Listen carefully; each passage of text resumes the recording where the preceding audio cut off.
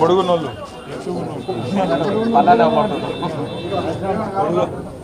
MLA గారు Anil Anil అట్రా ready ముందు నుండి అనిల్ భాయ్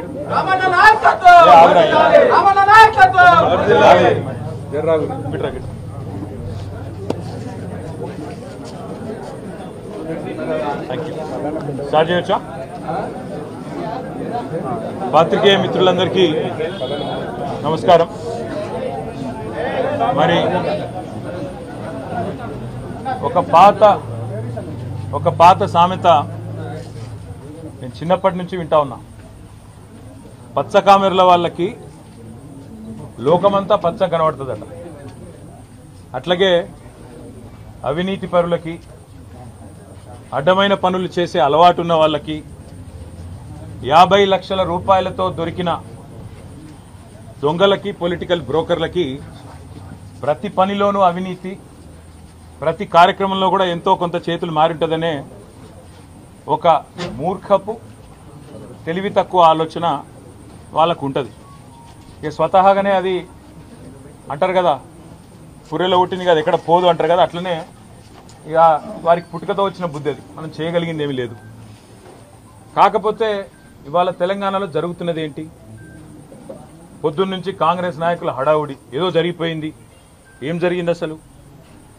ఒక భారత పౌరుడిగా, రాజ్యాంగాన్ని గౌరవించే పౌరుడిగా, చట్టాన్ని గౌరవించే పౌరుడిగా నా మీద పెట్టిన కేసు అక్రమ కేసు, పొలిటికల్లీ మోటివేటెడ్ కేసు, అందులో ఏమీ లేని లొట్టపీస్ కేసు.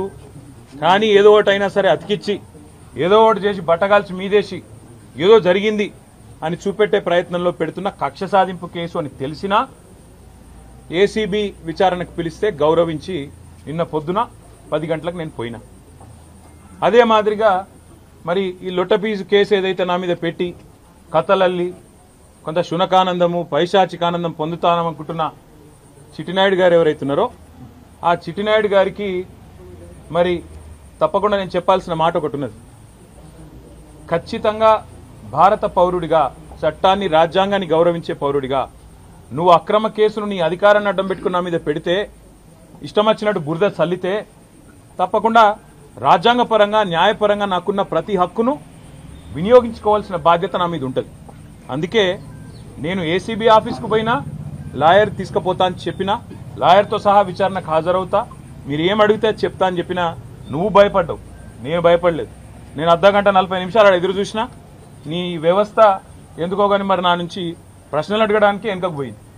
అట్లాగే కోర్టుకు పోయినా, కోర్టులో, హైకోర్టులో పిటిషన్ ఇచ్చినాం. ఏమని? ఇది అక్రమ కేసు, ఎఫ్ఐఆర్ తప్పు, ఎఫ్ఐఆర్ అనవసరపు సెక్షన్లు, అక్కరలేని సెక్షన్లు ఇష్టం వచ్చినట్టు పెట్టినారని చెప్పి వాదించినాం. సరే, కోర్టు ఏ కారణం చేతనైతే, ఎందుకంటే న్యాయ వ్యవస్థ మీద మాకు సంపూర్ణమైన గౌరవం ఉంది, న్యాయమూర్తుల మీద సంపూర్ణమైన విశ్వాసం కూడా ఉంది. ఇవాళ హైకోర్టులో మాకు తీర్పు కేవలం క్వాష్ పిటిషన్ కొట్టేసినారు. దానికే కొంతమంది ఎంత సంతోషపడిపోతున్నారంటే, కాంగ్రెస్ వాళ్ళు ఏదో నాకు ఉరిశిక్ష చేసిండ్రు, లేదా నేరారోపణ అయిపోయింది, రుజువు అయిపోయింది, మొత్తం కేసే అయిపోయింది అని చెప్పి సంకలు గుద్దుకుంటా ఉన్నారు. ఆ సన్నాసులకు నేను చెప్పేది ఏంటంటే, ఇది స్టార్టింగే, ఇప్పుడేం తాగమైతే ఎట్లా? మేము ఆల్రెడీ హైకోర్టులో ఏదైతే క్వాష్ పిటిషన్ కొట్టేసిండ్రో దాని మీద సుప్రీంకోర్టుకు పోయినాం. సుప్రీంకోర్టులో మ్యాటర్ ఉన్నది. ఇప్పుడు అది ఎప్పుడు వస్తుందో వస్తుంది. అది సుప్రీంకోర్టు ఎట్లా నడుస్తుందో ఆ పద్ధతి ప్రకారం 2 రోజుల్లోనో, 3 రోజుల్లోనో, వారం రోజుల్లోనో ఎప్పుడు వస్తుందో వస్తుంది. అక్కడ కూడా న్యాయ పోరాటం చేస్తాం. అట్లాగే నిన్న మీరు ఏదైతే నా హక్కులకు భంగం వాటిల్లే విధంగా వ్యవహారం చేసినారో, నేను విచారణకు చట్టాన్ని గౌరవించే పౌరుడిగా హాజరై అక్కడ ఏ సమాధానం అడిగినా చెప్తానని పోయినప్పుడు లాయర్లతో రావద్దంటారు. నేను చెప్పిన మీరు దొంగలు, ఎందుకంటే మీరు గిట్లనే చేసింది ఇదివరకు కూడా. పాపం మా పట్నం నరేందర్ రెడ్డి ఆయన ఇయ్యని స్టేట్మెంట్ ఇచ్చినట్టు బుకాయించి వెంటనే మీడియాలో లీకులు ఇచ్చే దౌర్భాగ్యులు మీరు. నేను నమ్మను మిమ్మల్ని, మా లాయర్ బరాబర్ ఉండాలని అడిగిన. రేపు అందుకే కోర్టుకు కూడా పోతున్నా, హైకోర్టుకు కూడా. నాకు న్యాయవాదుల సమక్షంలో విచారణ జరగాలి అని కోరుతూ హైకోర్టుకు పోతున్నా. తప్పేమున్నది అందులో? న్యాయ వ్యవస్థను తప్పకుండా నాకు ఇవాళ ప్రాధేయపడి వారిని అడిగి నాకు ఈ దుర్మార్గుల నుంచి చట్టపరమైన రక్షణ కల్పించండి అని అడుగుతున్నాను. నేనేం వేరే అడుగుతలేను కదా. ఆ పని చేస్తున్నారు. దానికి కూడా కాంగ్రెస్ వాళ్ళకు ఏమేమో ఆగమాగం అయిపోతున్నారు. ఇక కొంతమంది మంత్రులు అయితే వాళ్ళే న్యాయమూర్తులు అయిపోతున్నారు, వాళ్ళే శిక్షలు వేస్తున్నారు, వాళ్ళే చెప్పేస్తున్నారు నెక్స్ట్ ఏం జరగబోతుంది, ఇదేమైతుంది అదేమైతుంది. వాళ్ళకి నేను చెప్తా ఉన్నా, ట్రయల్ మీడియాలో జరగదు, ట్రయల్ సెక్రటేరియట్లో జరగదు, ట్రయల్ మంత్రుల పేషీల్లో జరగదు, ట్రయల్ న్యాయస్థానాల్లోనే జరుగుతుంది. గతంలో మీరు ఇట్లాంటివి అనుభవాలు ఎదుర్కొన్నప్పుడు మీరు కూడా కోర్టుకే పోయినారు, మేము కూడా ఇప్పుడు కోర్టుకే పోతున్నాం. దానికి ఇంత గగురుపాటు ఉలికిపాటు ఎందుకో మంత్రులకు నాకు అర్థం కావడం లేదు. మళ్ళా చెప్తా ఉన్నా, అర పైసా అవినీతి కూడా జరగలేదు, రూపాయి అవినీతి కూడా జరగలేదు. మళ్ళీ చెప్తా ఉన్నా, తెలంగాణ కోసం, తెలంగాణ ఇమేజ్ను ఆకాశం అంత ఎత్తుకు తీసుకుపోవడం కోసం, భారతదేశంలో మాత్రమే కాదు ప్రపంచ పటంలో హైదరాబాద్ని ఒక విశ్వనగరంగా ప్రతిష్ఠించడం కోసం తీసుకున్న నిర్ణయం తప్ప ఏమీ ఆశించి కానీ మీలాగా ఏదో వెనకాల గుడుపుటాన్ని చేసుకొని చేసిన పని కానే కాదు. ఇక్కడ మొబిలిటీకి కేంద్రంగా భవిష్యత్తులో ఎలక్ట్రిక్ వాహనాలు ఏవైతే వస్తున్నాయో వాటన్నిటికీ ప్రధాన కేంద్రంగా హైదరాబాద్ను తెలంగాణను తీర్చిదిద్దాలనే ఒక ఉత్కృష్టమైన ఆలోచన చేసినాం తప్ప మీలాగా నికృష్టమైన ఆలోచనలు మాకు లేవు. మళ్ళీ చెప్తా ఉన్నాను, మీలాగా దివాలాకోరు పనులు చేయాల్సిన కర్మ మాకు లేదు. 110% మళ్ళీ చెప్తున్నా, మీరు ఏ రకంగా వచ్చినా ఏ విచారణకు రమ్మన్నా నేను వస్తాను.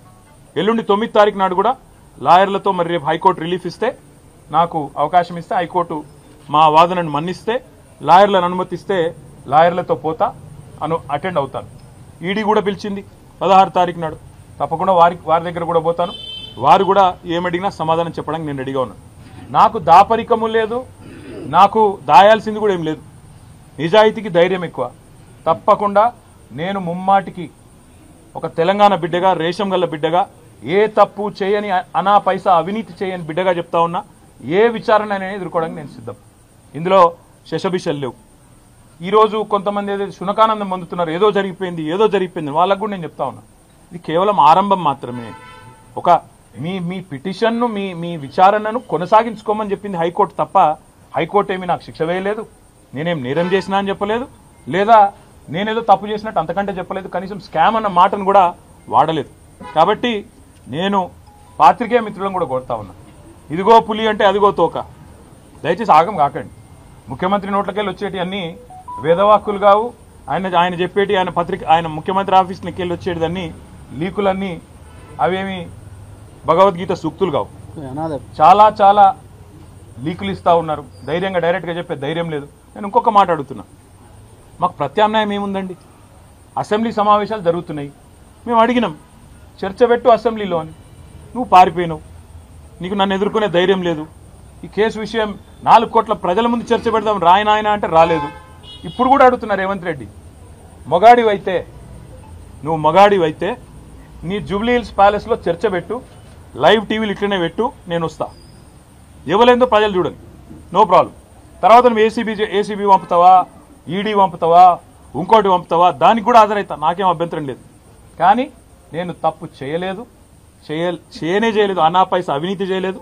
కాబట్టి ఆ ధైర్యంతోనే చెప్తున్నా, న్యాయస్థానాల్లో న్యాయ పోరాటం చేస్తా.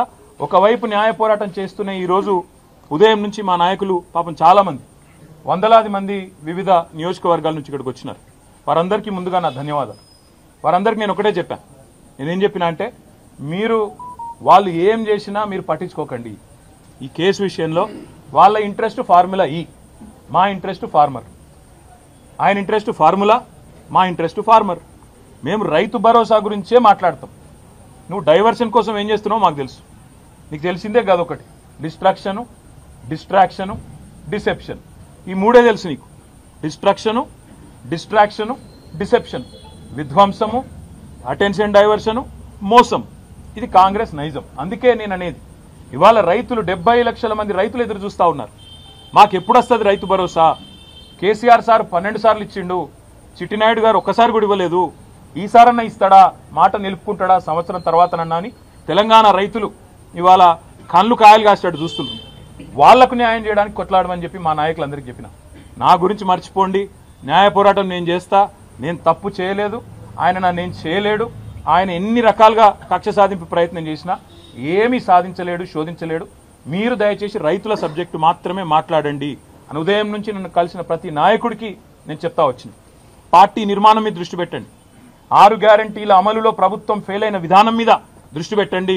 ఖచ్చితంగా ఈ అటెన్షన్ డైవర్షన్ గేమ్ ఏదైతే కాంగ్రెస్ ప్రభుత్వం ఆడుతుందో కాంగ్రెస్ పార్టీని చిట్టినాయుడిని పూర్తి స్థాయిలో వాళ్ళ బండారాన్ని బయటపెట్టి మరి బజార్లలో ప్రజల ముందు ఎండగట్టండి. ఆడబిడ్డలకు ఇస్తానన్న 2500, అదేవిధంగా పెద్ద మనుషులకు ఇస్తానన్న 4000 పెన్షన్లు ఎప్పటి నుంచి ఇస్తామని చెప్పి నిలదీద్దాం. ఆ దిశగా కార్యాచరణ చేద్దాం తప్ప ఏ రకంగా కూడా పొరపాటున కూడా ఏ రకంగా కూడా ఈ కేసు విషయంలో మీడియా హడావుడికో చిట్టినాయుడు గారి లీకులకో ఆగం కాకండి. మీడియా వాళ్ళు మీ బాధ నేను అర్థం చేసుకోగలుగుతా. 24 గంటల న్యూస్ ఛానళ్ళు మీరు నడపాలి, అది గిర్రగిర్ర తిరగాలి, ప్రతి నిమిషం కొత్తదనం కావాలి. ఇక అవన్నీ తప్పదు. మీ బాధ నేను అర్థం చేసుకోగలుగుతా, మీ తప్పు కాదు. కాకపోతే నేను మీతో ప్రార్థించేది కూడా దయచేసి ఈ కేసు విషయంలో చూపెట్టే ఇంట్రెస్ట్ ఆ రైతుల బాధ కూడా చూపెట్టండి. ఈ కేసు విషయంలో చూపెట్టే ఇంట్రెస్ట్ ప్రజల బాధలు, హైడ్రా బాధితులు, మూసీ బాధితులు వాళ్ళే కూడా చూపెట్టండి. దయచేసి వాళ్ళ బాధలు కూడా చెప్పండి. 6 గ్యారంటీలు ఫెయిల్ అయ్యి సంవత్సరం తర్వాత అటెన్షన్ డైవర్షన్ కోసం పడుతున్న పాటల గురించి కూడా అప్పుడప్పుడు వాళ్ళు చేస్తున్న ఫీట్ల గురించి కూడా చెప్పండి. ఆత్మహత్యలు చేసుకుంటున్న ఆటో డ్రైవర్లు, చనిపోతున్న నేతన్నలు వాళ్ళ గురించి కూడా చెప్పండి. గురుకుల పాఠశాలల అధ్వాన పరిస్థితుల గురించి కూడా దృష్టి సారించండి అని చెప్పి కూడా కోరుతూ, న్యాయపరంగా చట్టపరంగా భారత పౌరుడిగా రాజ్యాంగం నాకు ఇచ్చిన హక్కును, రాజ్యాంగం అంటే అంబేద్కర్ గారు రాసిన రాజ్యాంగం, అనుల వారి రాజ్యాంగం కాదు, అంబేద్కర్ గారు రాసిన రాజ్యాంగం ఇచ్చిన హక్కు నేను తప్పకుండా విధిగా వాడుకుంటా. ఎన్ని న్యాయస్థానాలకు పోవాలనో పోతా. దానికి మంత్రులకేం కడుపు నొప్పి నాకైతే అర్థమైతలేదు. తప్పకుండా నాకు విశ్వాసం భారత న్యాయ వ్యవస్థ మీద ఉన్నది. 100కు 100% అల్టిమేట్గా ధర్మం గెలుస్తుంది, న్యాయం గెలుస్తుంది, నిజం నిలకడ మీద తెలుస్తుంది. మనం నిజం కడప దాటి బయటకు వచ్చే లోపల అబద్ధం ఊరంతా తిరుగుతుందని చెప్తారు. పొద్దునుంచి చాలా మంది కాంగ్రెస్ వాళ్ళు అబద్ధాలు తిరుగుతున్నాయి. దయచేసి మీరు నిజం చెప్పడం, మీరు కూడా నిజం చూపెట్టడం స్టార్ట్ చేయాలని చెప్పి కూడా కోరుతూ, మీ అందరికి కూడా పొద్దున్న నుంచి చాలా ఓపికగా ఇక్కడ ఉన్నందుకు మీ అందరికి కూడా ధన్యవాదాలు.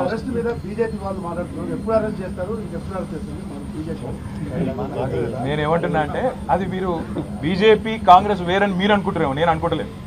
ఇక్కడ బీజేపీయే రక్షణ కవచం లాగా కాంగ్రెస్ కు పనిచేస్తున్నది.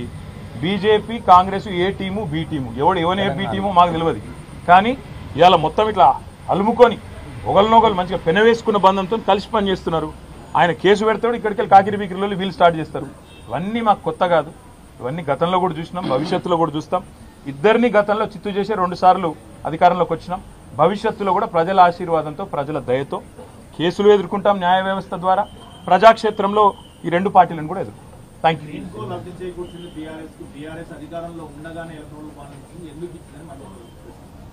ఏ మంత్రి? బాంబులేటి గారా? బాంబులేటి గారు వారికి ఒకటి చెప్తా ఉన్నా నేను. ఎలక్టరల్ బాండ్స్ విషయంలో పాపం శ్రీనన్న ఆనాడు మా పార్టీలో ఉన్నట్టున్నాడు. ఎలక్టరల్ బాండ్స్ విషయంలో పొంగులేటి శ్రీనివాసరెడ్డి గారికి నేను ఒక సూటి ప్రశ్న అడుగుతున్నా. మొన్న మీరు మెగా కృష్ణారెడ్డి ఇద్దరు కలిసి కొడంగల్ లిఫ్ట్ ఇరిగేషన్ ప్రాజెక్టు 4600 కోట్ల ప్రాజెక్టు కేకు కోసుకున్నట్టు ఇద్దరు చెరో ప్యాకేజ్ పంచుకున్నారు. మరి మెగా ఇంజనీరింగ్ అనే సంస్థ కాంగ్రెస్ పార్టీకి 22లో 23లో 100 కోట్ల రూపాయలు ఇచ్చింది ఎలక్టరల్ బాండ్స్ రూపంలో. మరి ఇవాళ నేను అంటే ఇది క్విడ్ ప్రో కో. మెగా డబ్బులు ఇచ్చింది, అందుకే రేవంత్ రెడ్డి కొడంగల్ లిఫ్ట్ ఇరిగేషన్ ఇచ్చిండు, మీరు కూడా డబ్బులు ఇచ్చిండు, కాబట్టి రాఘవ ఇంజనీరింగ్ కూడా ఆయన పని ఇచ్చిండు అంటే మీకు సమ్మతమేనా? నంబర్ 1. నంబర్ 2, గ్రీన్కో అనే సంస్థ ద్వారా ఎలక్టరల్ బాండ్స్ అందుకోని పార్టీ, రాజకీయ పార్టీ తెలంగాణలో ఏదైనా ఉందా? ఒక బీఆర్ఎస్కే ఇచ్చిండ్రా? కాంగ్రెస్కి ఇయ్యలే, బీజేపీకి ఇయ్యలే, టీడీపీకి ఇయ్యలే, వైసీపీకి ఇయ్యలే, మరి అందరికి ఇచ్చిండ్రు కదా. మా మీద ఏడుపెందుకు? ఇంకోటి నేను అడిగేది, క్విడ్ ప్రోకో అంటే ఏంటంటే అసలు ఆ మాటకు అర్థం తెలుసు ఆయనకు? క్విడ్ ప్రోకో అంటే నీకింత నాకింత. సరే ఆయన నాకు ఇచ్చిండు అనుకుందాం, నేనేం ఆయనకి ఇచ్చిన? చెప్తాడా? రుజువు చేస్తావా? ఆయనకి ఏమొచ్చింది ఇలా? మీరు చెప్పురు నాకు, దయచేసి నాకేం అర్థమవుతుంది. క్విడ్ ప్రోకో అనే మాటకి ఏంది? నీకు ఇది నాకు అది. సరే ఆయన నాకు ఇచ్చిండు, నేను ఆయనకి ఏమి ఇచ్చిన భయ్? చూపెట్టు. దానికి అర్థం ఉంది. ఇలా పేపర్లు తాటికి ఆయన అక్షరాలతో రాసిన క్విడ్ ప్రోకో అని. రాసేటప్పుడు 1-2 సార్లు చూసుకోవాలి కదా ఏం రాస్తున్నాం, అది ఇంగ్లీష్ మాటనా లాటిన్ మాటనా, అంటే దాని తాత్పర్యం ఏంది, దాని అర్థమైంది, 1-2 సార్లు చూసుకోవాలి దయచేసి. ఇప్పుడు మంత్రి చెప్పిండు, ముఖ్యమంత్రి లీక్ ఇచ్చిండు, లీక్ వీరుడు చెప్పంగానే మేము రాసేస్తాం. ఇట్లయితే ఇట్లా అడ్వర్టైజ్మెంట్ల కోసం ఇట్లనా? దయచేసి నేను కోరేది మీడియాను కూడా, మీరు 1-2 సార్లు ఫ్యాక్ట్ చెక్ చేయండి బాధ్యతగా. ఎందుకంటే యువర్ 4th ఎస్టేట్, డెమోక్రసీలో 4వ స్తంభం మీరు. ఒక స్తంభం అబద్ధాలు ఆడుతుంటే, దాగుడు ముత్తలు ఆడుతుంటే, సగం సగం ఇన్ఫర్మేషన్ ఇచ్చి అర్ధసత్యాలు ప్రచారం చేసే ప్రయత్నం చేస్తుంటే దాన్ని ఫ్యాక్ట్ చెక్ చేయకపోతే తప్పు కదా. ఎక్కడ క్విట్ ప్రోకో? నేను ఈరాళ్ళని సూటిగా అడుగుతున్నా. మెగా ఇంజనీరింగ్ అనే సంస్థ మాకు కూడా ఇచ్చిందండి, అది కూడా చెప్తున్నా. మళ్ళీ ఇంకేదో దివాలా కోర్ స్టోరీ స్టార్ట్ చేస్తారు. లేకపోతే అందరికి ఇచ్చిండు ఆయన. కాంగ్రెస్కి ఇచ్చిండు, బీజేపీకి ఇచ్చిండు, టీఆర్ఎస్కి ఇచ్చిండు, అందరికి ఇచ్చిండు. మరి మెగా ఇంజనీరింగ్ ఆ రోజు పైసలు ఇచ్చింది కాంగ్రెస్కు, తర్వాత రేవంత్ రెడ్డి కొడంగల్ లిఫ్ట్ ఇరిగేషన్ ఇచ్చిండు. మరి అది క్విట్ ప్రోకోనా? ఇవి రేపు నాకున్న సమాచారం మేరకు మల్లన్న సాగర్ నుంచి 4,000 కోట్ల ప్రాజెక్టు మెగా ఇంజనీరింగ్కే రాబోతుందని నాకున్న సమాచారం హెచ్ఎండబ్ల్యూఎస్లో. అది కూడా క్విట్ ప్రోకోనా? హైదరాబాద్కు తాగునీటి చెప్తున్నారు కదా, మూసీ అని ఉన్నది, మూసీ ప్రాజెక్ట్ అని మాట్లాడుతున్నారు. అది కూడా ఆల్రెడీ మెగాకు మాట్లాడినట్టు. ఇదంతా కూడా క్విట్ ప్రోకోనా? నేను ఇంకొక మాట అడుగుతున్నా. మెగా ఇంజనీరింగ్ బ్యాన్ చేయాలని చెప్పి సుంకిశాలలో కూలిపోయిన తర్వాత, రిటైనింగ్ వాల్ కూలిపోయిన తర్వాత హెచ్ఎండబ్ల్యూఎస్ రిపోర్ట్ ఇచ్చింది బ్లాక్ లిస్ట్ చేయమని. మరి ఎందుకు చేస్తలేవు? క్విడ్ ప్రోకోనా? ఆయన ఇచ్చిన ఎలక్ట్రల్ బాండ్స్కు ప్రతిఫలం నిలుచుకుంటున్నావా? చెప్తావా సమాధానం దీనికి? అందుకే నేను అంటున్నా, మాట్లాడేటప్పుడు ఒళ్ళు దగ్గర పెట్టుకొని మాట్లాడాలి. ఒక కాంట్రాక్టర్ మంత్రి, ఒక బ్రోకర్ ముఖ్యమంత్రి, ఇట్లే వస్తాయి మాటలు. ఏం చేయాలి మరి? వాళ్ళకి తెలిసిన రాజకీయం గిది. ఇగో నేను చెప్తున్నా కదా, ఇగో పాపం ఆయనకు ఏదో కొత్తగా మంత్రి పదవి వచ్చింది, ఆగబట్టుకోలేకపోతున్నాడు. అన్ని బయటకు వస్తాయి బ్రదర్. ఎవలోల దగ్గర రియల్ ఎస్టేట్ ప్రాజెక్టులు గుంజుకుంటుండు, ఏ భూములు 30-40% రాయించుకుంటుండు. టైం వస్తుంది, ప్రతిదానికి టైం వస్తుంది. ఎగిరిత పడద్దు. ఎగిరితామంటే ఆయనకు అర్థమవుతుందో లేదో చెప్పురి. ఇగో బ్రదర్, ఇగో 1 year నుంచి ఈ టైం పాసే నడుస్తుంది. మళ్ళీ చెప్తున్నాను, 1 year నుంచి ఇదే టైం పాస్ మీకు మంచిగా నడుస్తుంది, కాలక్షేపం మీ సన్నాసులతో. ఎందుకంటే కొద్దిసేపు ట్యాపింగు, కొద్దిసేపు కాళేశ్వరము, కొద్దిసేపు జన్వాడ, అదేందో వాడేదో బ్రహ్మ పదార్థం ఉంది, ఇంకొన్ని రోజులు డ్రగ్స్, ఇంకొన్ని రోజులు ఇంకోటి హైడ్రా. ఈ డ్రామాలు తప్ప రైతులు ఎక్కడ వాయే, రైతు భరోసా ఎక్కడ వాయే, నువ్వు ఇచ్చిన 420 హామీలు ఎడవాయే, 6 గ్యారెంటీలు ఎడవాయే, తులం బంగారం ఎడవాయే, స్కూటీ ఎడవాయే. ఒక్కరని అడుగుతురా బ్రదర్ మీరు? ఎంతసేపు ట్యాపింగు, కాళేశ్వరము, ఇది అది పెట్టు. మాకు ఇంకోటి కూడా తెలుసు బ్రదర్, ఇది ఆరంభం మాత్రమే. మా మీద కూడా కేసులకు ఇంకా 4 ఏళ్ళ చాలుంటాయి. మాకు కూడా తెలుసు అది. ఇంకా 4 ఏళ్ళ చాలుంటాయి. అన్ని ఎదుర్కొంటాం. అన్నిటికీ ఇవాళ రక్షణ కవచంలాగా ఈ దేశంలో న్యాయ వ్యవస్థ ఉంది. ఇట్లాంటి దుర్మార్గుల పన్నాగాలను అడ్డుకోవడానికి నాకు భారత రాజ్యాంగం ఒక పౌరుడిగా అంబేద్కర్ గారు అందించిన హక్కు న్యాయ వ్యవస్థ. తప్పకుండా న్యాయ వ్యవస్థ మీద మాకు గౌరవం ఉంది, సంపూర్ణమైన విశ్వాసం ఉంది. అక్కడే న్యాయ పోరాటం చేస్తాం. ఇంకా చాలా ఉంది మాట్లాడేది, కానీ ఇవాళ వద్దు. ఇవాళకి చాలు. ఎందుకంటే మళ్ళా మస్తుగా ఉంది మాట్లాడేది. బరాబర్ మాట్లాడు. Thank you.